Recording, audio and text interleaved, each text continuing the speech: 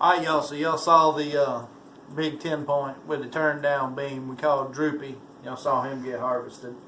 This is the Tenderloins, what we call the back straps off of him. We're fixing to get that cut up and we're going to get it. It's alright, just keep rolling. Somebody was calling on the phone now that's trying to interrupt me. Anyways, we got the Tenderloins, what we call the back straps, out of Droopy. And we're fixing to put them in this Allegro original marinade. We're going to go ahead and get it cut up and get it in the Allegro, get it in a bag and put it in the freezer and freeze it. There will be a video to come when we take it out of the freezer, how we take that venison, cream cheese, jalapeno pepper and bacon, make like a filet mignon and cook them on the grill. Very good stuff. So we're fixing to get this stuff ready and we'll show you how we do that. So the first step is to shake up your Allegro, because it's got like all kinds of seasonings and spices in the bottom. And take your stainless steel bowl and just go ahead and pour that Allegro in there. Then when you're cutting these tenderloins, you want to cut them in such a way that they're not too big, not too small. You want them to be able to cook thoroughly in not too long a period of time. So what I like to do is I like to come about 5/8 of an inch back. I've got this back strap laying on the cutting board, silver skin down, and what I do is I just take and come about 1/4 to 3/8 of an inch. Alright, so what I do is I come in about 1/4 of an inch and I just put a little slice and I go about 2/3 of the way down.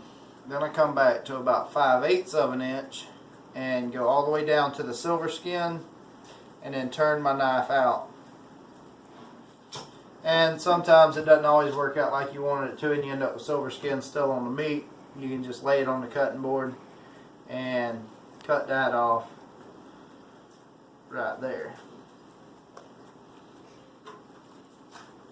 And what you're trying to do is you're trying to cut this meat in such a way that it will open up, butterfly open, because that's where we'll put our cream cheese and our jalapeno pepper. Then we'll close it back, wrap it with the bacon, stick a toothpick in it, and it'll be good to go. But for now, I'm just going to go ahead and throw it in that Allegro. We're going to keep on cutting them up. 1/4 inch, 2/3 of the way down, come back another 1/4 to 3/8 of an inch, down to the silver skin, peel it off. That one there did almost perfect.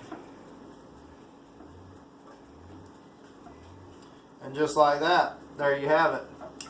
So we're going to keep doing that with these whole 2 back straps, and then when we get done with that, we will show you all the bagging it process.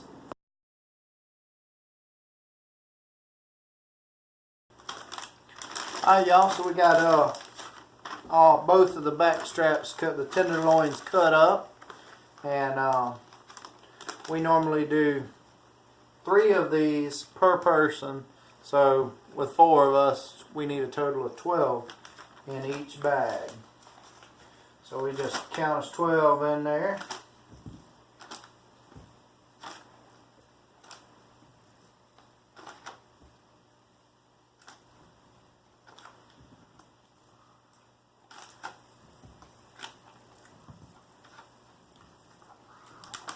Alright, there's 12 of them in the bag. So we want to just kind of take that bag and bounce it on the counter, and that'll kind of get all that meat down to the bottom of the bag. We take us a little bit of Allegro, try to fill it up to about the top of the meat there, just like that. Then we want to zip that bag, leave all the air in the bag, zip her up good and tight. Make sure it's good and tight or it will make a mess. And then shake it around. Get that marinade in between all the meat and all the little cracks and crevices. Then once you have that, open one corner like this, and then smash it down and get all your air out of the bag. Anybody that's put up peas or fish should know how to do this.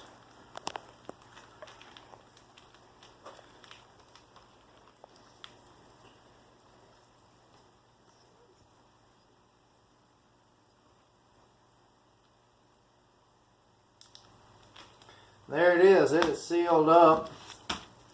Just like that in the marinade. What we used to do, we used to cut the meat up, or we'd freeze it in sections, and then we would take it out, cut it up, put it in the marinade, leave it for the day, then prepare it all this. By going ahead and cutting it up, putting it in the marinade and freezing it in the marinade, when we take this out of the freezer, all we'll have to do is put the jalapeno and the cheese, and then wrap it up with bacon and put it on the grill. Now, the next thing that we do, not a lot of people do it, but we like to do it, is to go ahead and wrap this bag with freezer paper. By putting it in this freezer paper, it takes away so much of that freezer burn that you get on your meat. I know everybody goes crazy over vacuum sealers and all that, but there's still a bunch of meat houses that they use this freezer paper, so it must be pretty good. I've been doing it for about 10 years now, and I love it. So then, once we got it in there, so then we find us a Sharpie, and we put venison wraps in Allegra, and then we will date it. December of 2017, and then that is ready for the freezer. And on one of our videos to come, we will show y'all putting the pepper, putting the cheese with it, wrapping it with bacon, cooking it on the grill. Very good stuff. Give it a try. Think you'll love it. Thank you for watching this video, and thank you for all your support. We'll see you next time. You don't need to say nothing? I didn't leave nothing out? You ain't gonna tell them bye or nothing? Bye. And put number 1 in that video. That's right, number 1. And you forgot to write number 1 on there. It doesn't. Oh, number 1, Vincent. Oh, okay. Always put number 1 on there. I don't know what you do when you have more than one pack, but always put number 1 on there. Per Abby. And this is number 2. Oh, that's number 2. Oh, so you can keep up with how many you got. Yes. There you go. Abby says we need to be keeping up with how many we have. Thank you. That's Bye. fine.